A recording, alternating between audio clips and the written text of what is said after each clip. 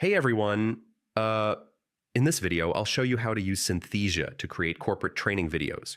Yeah, if you want professional, consistent training content without recording yourself, this method is perfect because honestly, well-made training videos improve learning outcomes and save your team a lot of time. So first, sign up or log in to your Synthesia account.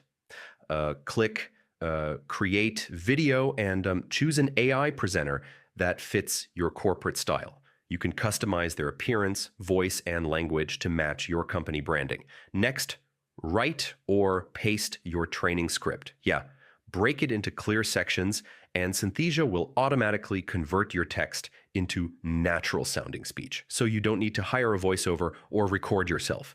After that, select a template and background. You can use slides, diagrams, or branded visuals to illustrate your training points, which helps employees understand instructions quickly and easily. Also, add captions, scene transitions, and subtle animations. Yeah.